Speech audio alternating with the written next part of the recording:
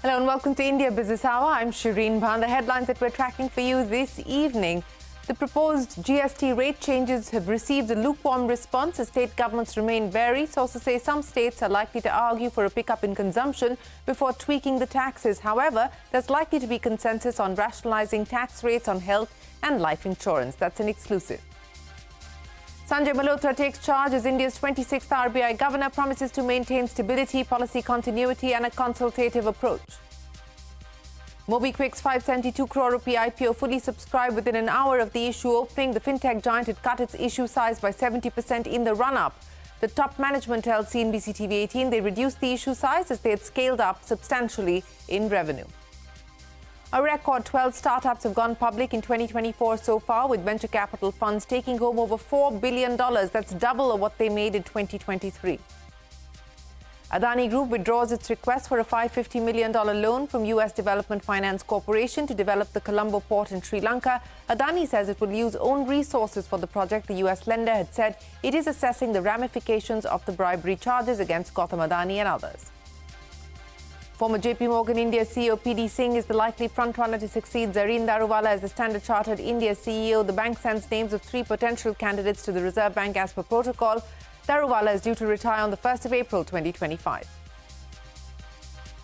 Government and opposition continue to spar in Parliament. Rajya Sabha adjourned after ruckus over the no-confidence motion against Chairman Jagdeep Dhankar. Rahul Gandhi meets the Lok Sabha Speaker seeking to expunge alleged defamatory remarks made by BJP MP Nishikant Dubey against him and Sonia Gandhi. Government data shows a conviction rate of just 6.4% in cases filed under the Prevention of Money Laundering Act in the last 5 years. Only 28% of the cases have reached the trial stage. Congress leader Randeep Surjewala accuses the government of misusing the Enforcement Directorate against opposition parties. The Supreme Court issues a contempt notice to Axis Bank MD Amitabh Chaudhary and the managing director of a Reliance Infra subsidiary. This after DMRC filed a plea accusing the companies of willfully disobeying the court's order to refund 4,500 crores. The court exempts the managing directors from personally appearing for the next hearing. Syria's newly appointed interim prime minister appeals for calm and stability as refugees continue to return. Shops and banks reopen in Damascus amidst Israeli strikes on military infrastructure. India evacuates 75 citizens from Syria. A report by Kalari Capital lays bare the gender bias in startup funding. Only 16% of all the capital raised is allocated to startups with women co-founders. Just 8% of startups are run by female CEOs.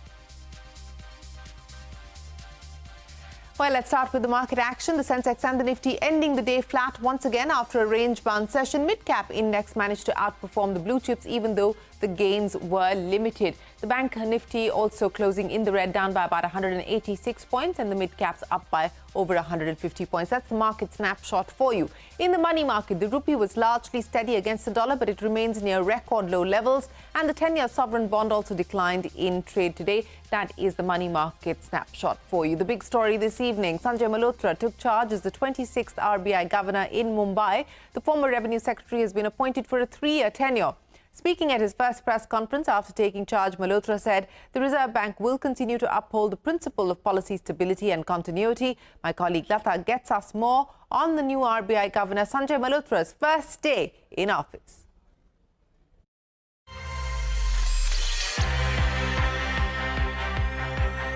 The RBI Governor's first press conference was a great mix of change and continuity, of seriousness and humour. He reiterated the goals of the Reserve Bank that are mentioned in its 90th anniversary, goals of growth, trust and stability. I am aware that the RBI in its 90th year has given to itself the theme of stability, trust and growth.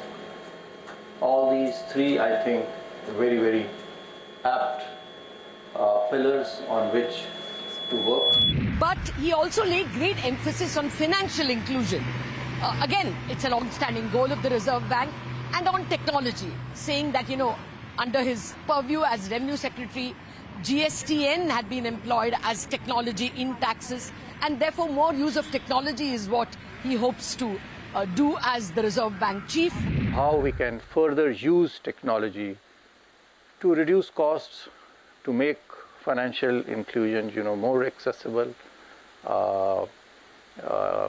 and all pervasive is one key pillar that we will work on. And then he made a very important point that while continuity is very important, he will also give an equal amount of importance to change, emphasizing that any institution which thinks it knows it all is probably in dangerous terrain, and therefore he will be open to consultation. We do not have the monopoly of all knowledge. Consultation, which they have been doing, not to say that they have not been doing this, consultation is another one key pillar of our policy making. Basically reiterating, not saying anything new, but littering his speech with plenty of cricket metaphors.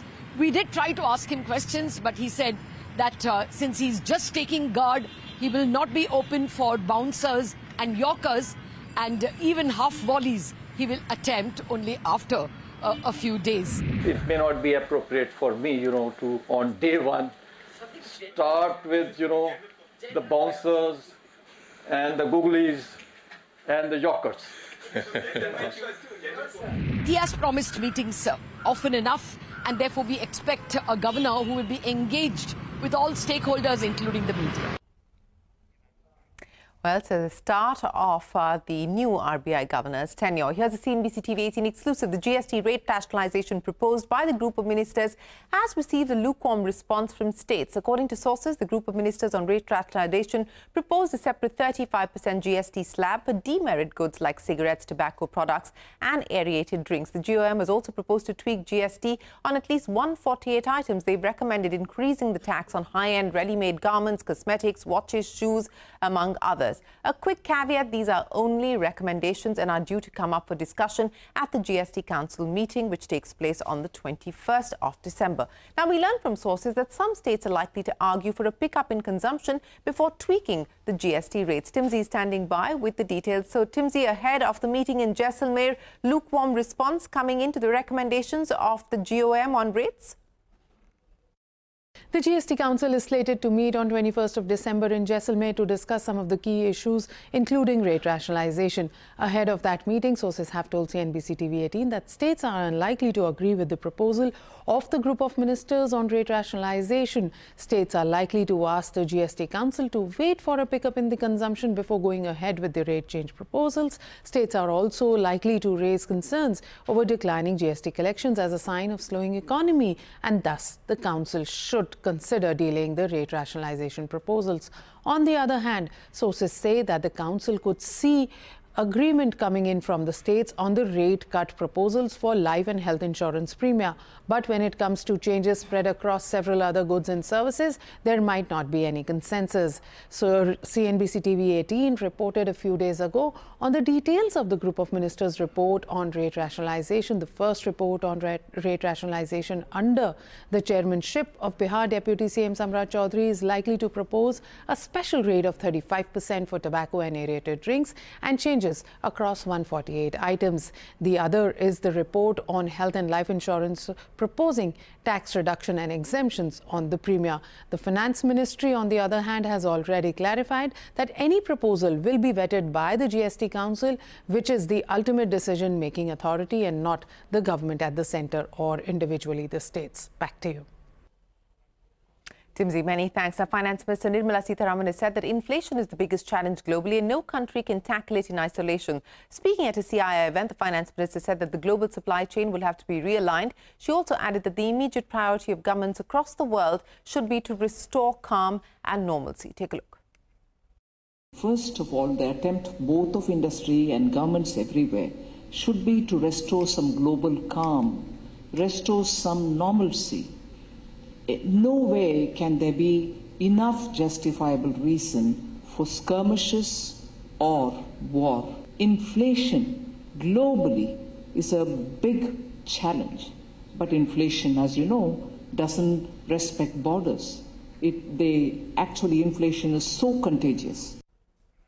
Well, the finance minister there on inflation and chief economic advisor Anantha Nageshwaran called on regulators to be cautious of their unelected powers. Speaking at the same event as the finance minister, the CEA said that regulators must be transparent and also subject themselves to the same rules as the entities that they regulate. Responding to a question on regulation and regulating items like cryptocurrencies, bitcoins and so on and so forth, the chief economic advisor said that the regulators will need to weigh the aspects of economies that they operate in. While they should not stand in the way of innovation, but they will also need to balance the needs of the economy. He also added that regulators must be wary of the costs and benefits of technologies like cryptocurrencies. Take a look.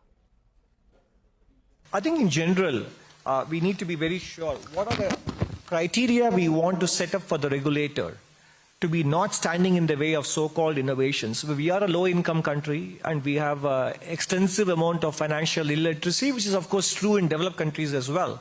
So in that situation, how do we distinguish between not standing in the way of moonshots and in which sectors do we have to be more conscious of social costs and benefits, whether it is crypto, bitcoins, and online gaming, etc.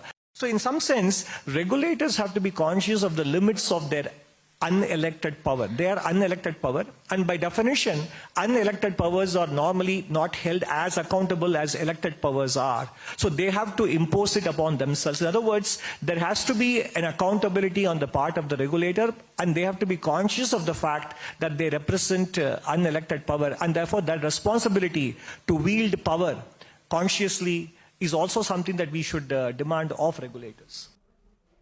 Well, that's the chief economic advisor. Now, Vishal Mega Mart's 8,000 crore rupee IPO subscribed 51% on day one of bidding. The portion received for non-institutional investors was fully subscribed. The company's already raked in 2,400 crore rupees from anchor investors. The IPO is entirely an offer for sale and no fresh issuance of equity. And the 572 crore rupee IPO of MobiKwik was fully subscribed within an hour of the issue's opening. The company's public issue is entirely a fresh issuance of equity shares with no offer for sale component. The IPO was subscribed over 7 times at the end of day one, led primarily by a strong appetite from retail investors. And staying with IPOs, TPG Capital-backed Sai Life Sciences public issue has been subscribed 84% on the first day. The portion reserved for qualified institutional buyers was fully subscribed, followed by retail investors. The company's IPO comprises a fresh issuance of shares amounting to 950 crore rupees. And speaking of IPOs, a record 12 startups have gone public in 2024 so far, with venture capital funds taking home over $4 billion, according to data from Venture Intelligence. And that's double of what they made in 2023. Big names like SoftBank, Peak 15, Accel, Elevation and Process have taken bold bets which turned into blockbuster successes on the Lal Street. So I would say this has been a coming of age year for Indian startup ecosystem, where finally they have moved from being startups to established businesses and will hopefully keep compounding from here for decades ahead. The Indian market, if you look overall on an aggregate basis, VC-backed companies are less than 5%, right? So there's a lot of headroom for growth. So high-quality companies are getting created. As Mukul said, the company's job is to get ready, be ready to list. If the market's open, they will at that time. And we really hope that markets continue to be, valuations could go up and down, but if the market continues to embrace new age tech companies, I think that's great for the overall ecosystem. And we hope to see more and more of that. Now, the race for a Standard Chartered India CEO is heating up. Sources have told CNBC TV 18 that former JP Morgan India CEO PD Singh is the likely frontrunner for the position. Ritu joins us now with more details. Ritu, who's likely to take over from Zareen Daruwala come April? Well, yes, Standard Chartered Bank India is set to see a change of guard later next year. And we understand from our sources that former JP Morgan India chief Prabdev Singh, who's popularly known as PD Singh, is the likely frontrunner for the top position at the bank. Now, our sources indicate that as per protocol, Standard Chartered Bank India has sent 3 names in order of preference for the potential CEO role to the Reserve Bank of India for its approval, and PD Singh's name tops that list. The list also includes one other external candidate along with an internal candidate, which is typically how the process runs. Now, reports suggest that Rahul Shukla, who's the Group Head Commercial and Rural Banking at HDFC Bank and also former Citibank India executive, is the external candidate, while Standard Chartered India CRO Venugopal Ranganathan is the other internal candidate. But CNBC TV18 has not independently verified these two names. Now, PD Singh is no stranger to running foreign banks in India. He held the position of JP Morgan India CEO until June this year, which is when he prematurely stepped down from the position almost 7 months before his term was to end. Before that, PD Singh was with HSBC India for nearly a decade, last as its corporate banking head. Now, keep in mind, Zareen Daruwala is set to retire as the CEO of Standard Chartered India and South Asia effective the 1st of April next year after 8 years at the helm. And RBI is currently evaluating all the three names, and the new CEO appointment is likely well in time before Zareen Daruwala retires. Ritu, many thanks. The Adani Group will be financing the Colombo Port Terminal project on its own. Adani Ports has withdrawn its request for a $553 million loan from U.S. International Development Finance Corporation to develop the terminal. Now, the move comes days after two U.S. government agencies leveled bribery charges against Chairman Gautam Adani and other officials of the group. The Adani Group has denied the charges. The DFC has said it was assessing the ramifications of the allegations, Adani withdrawing its request for funds. The government is looking to set up a new council to boost its defence export. Sources tell us that the new Export Promotion Council will work towards capitalising export opportunities for the sector. And we understand, as per sources, that global defence companies have expressed interest in shifting their production lines to India. Sources add that the council will help fine-tune strategy, highlight concerns and demands of existing and potential defence exporters. Now, the Supreme Court has issued a contempt notice to Axis Bank MD Amitabh Chaudhary and the Managing Director of Delhi Airport Metro Express, which is a subsidiary of Reliance Infra. This comes after DMRC filed a plea accusing them of willfully disobeying the court's order to refund 4,500 crore rupees from the escrow account. Ashmit is standing by now with the details. Ashmit, take us through the implications of this. Well, they're looking and they're staring at a contempt notice. The Supreme Court is asking them, show cause to the apex court why contempt action should not be initiated against you. That's the question being posed to Axis Bank, its MD Amitabh Chaudhary, to the Reliance Infra subsidiary as well as the subsidiary's MD. This issue travels back to the month of April of 2024 when the apex court had decided this arbitration dispute in favor of the Delhi Metro Corporation. That was an 8,000 crore rupee arbitration. And as a part of that judgment which had come in the month of April, the Supreme Court had said that any money that has been deposited by DMRC needs to be refunded. Now, DMRC, Delhi Metro Corp, had deposited a sum of 2,800 crore rupees, which, along with the interest when computed, adds up to 4,500 crore rupees. That's the amount that DMRC has been seeking a recovery of. And DMRC essentially by way of filing this application saying that all their efforts directed towards the Reliance Infra subsidiary, directed towards the Axis Bank, have not yielded results. The money has not come their way. That 4,500 crore rupees continues to sit in an escrow account, and that money has not been refunded to them. That this is in willful default of the Supreme Court order, willful defiance of the Supreme Court order, and therefore is tantamount to contempt of court. The Supreme Court just issuing notice at this stage. Importantly, also issuing an exemption to Amitabh Chaudhary. He needn't appear before the next date of hearing, but they do have a short window. 4 weeks' time is what they've been given to respond to show cause as to why no contempt action should be initiated against the two of them, Reliance Infra subsidiary and Axis Bank. Back to you. Ashmit, many thanks. In international news, Syria's newly appointed interim Prime Minister Mohammed al-Bashir has formed an interim government in the country. This is talks between old regime officers and newcomers are still going on. The nation, speaking to local media, al-Bashir said that Syrians are looking for stability and calm, adding that he was currently working towards restoring public services and infrastructure. The interim Prime Minister is known to be a close ally of rebel group leader Abu Muhammad al-Julani. India has meanwhile evacuated 75 citizens from Syria. The foreign minister said the evacuees included 44 pilgrims from Jammu and Kashmir who were stranded in the country. Syria's capital city of Damascus saw banks and shops reopen for the first time since the fall of the Assad government. Several international humanitarian groups have called for countries to urgently step up funding to aid rebuilding efforts. The US has said its troops will stay on in Syria as part of counter-terrorism mission against ISIS. Staying with tensions in West Asia, at least 13 Palestinians have been killed as Israeli forces continue to attack Gaza. This attack comes hours after 20 people were killed by the Israeli military in northern Gaza. Medics have also confirmed that Israeli forces killed 7 people and wounded dozens after attacking a house in central Gaza. Up next on India Business Hour, a report by Kalari Capital lays bare the gender bias in startup funding. That and more when we return.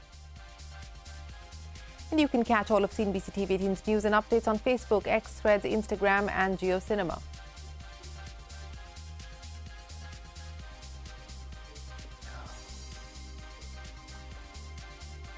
The government and opposition continue to spar in Parliament. The Rajya Sabha was adjourned for the day after the House witnessed chaos over the opposition's no-confidence motion against the chairman, Jagdeep Dhankar. Parliamentary Affairs Minister Kiran Rijiju called the allegations baseless, going on to say that the international media had linked Congress leader Sonia Gandhi to billionaire George Soros, something the Congress has denied, as has the French news agency Mediapart. Lok Sabha leader of the opposition Rahul Gandhi met Speaker Om Birla and urged a discussion on all crucial matters. He also asked the Speaker to expunge the defamatory remarks made by BJP MP Nishikant Dubey against him. The Parliament premises stood witness to a protest ahead of the session. Opposition MPs greeted NDA lawmakers with roses and the Indian tricolour in the morning. Many opposition MPs carried placards that read, and I quote, "Don't let the country be sold." The opposition has been demanding a discussion on the bribery allegations levelled against the Adani group in the US. India bloc leaders held a joint press conference in the capital. Congress President Mallikarjun Kharge accused Dhankar of working as a spokesperson of the government. देखिए, ये उल्टे सीधे accusation लगाते रहते हैं, मगर हमने decision लिया है, एटलीस्ट मेरी थिंकिंग है कि ये जो भी प्रोवोकेशन करें इनको हम करने देंगे, बट हम हाउस को रन कराएंगे। उपराष्ट्रपति का पद को, उपराष्ट्रपति का गरिमा को अगर आप लोग अटैक करेंगे तो हम बिल्कुल बचाव करेंगे। सोनिया गांधी जी और सोरोस का लिंक का जो नाम आ रहा है, हमने ये लिंक नहीं किया है, ये रिपोर्ट हमारा नहीं है, अंतरराष्ट्रीय जगत में, पूरा दुनिया में ये रिपोर्ट पढ़ रहा है। The chair should give same respect as to the leader of the house. We are fed up with his behavior and his partiality. That's why we have brought this resolution. Well, Congress MP Randeep Surjewala has hit out at the BJP, claiming misuse of Enforcement Directorate through the Prevention of Money Laundering Act. Government data given to Parliament shows a conviction rate of 6.4% in cases filed under the PMLA in the last 5 years. Citing the government's reply to his question, Surjewala said only 28% of the cases reach the trial stage, while 72% cases are still pending. He accused the government of undertaking a blatant witch hunt against opposition parties. That's the latest from Parliament. Now, women-led startups continue to face challenges when it comes to securing funding and fair access to capital. A report released by Kalari Capital under its CXXO initiative highlights the state of female entrepreneurship in India. As per the report, only 16% of all capital raised was allocated to startups with women co-founders between January of 2022 and October of 2024. It also found that just 8% of the startups have a female CEO. Startups co-founded by women also receive smaller checks, about half the size of those received by male-led ventures. The report highlights that for every 100 rupees invested, only 16 rupees went to startups with at least one female co-founder, while 4 rupees went to startups with a female CEO. So we start from our fellowship program, where purposefully we try to increase the cohort at the entry level of the firm, because you can't create women in leadership without actually solving the problem at the entry level. And so very deliberately, I think we focus and invite women to consider a career in a venture capital firm. Well, finally, some good news. The female labour force participation rate has significantly risen across all states between FY18 and FY23. As per a study by the Prime Minister's Economic Advisory Council, rural areas have seen higher gains than urban areas. The rural female labour force participation rate rose from over 24% to over 41% in the period. Meanwhile, the urban rate rose modestly from 20% to over 25%. The country's female LFPR has steadily declined between 2004 to 2017. Well, some improvement, a long distance to go. But with that, it is time for us to wrap up this edition of India Business Hour. Thanks very much for watching. The news will continue right here on CNBC TV 18. Stay tuned. There's a lot more coming right up.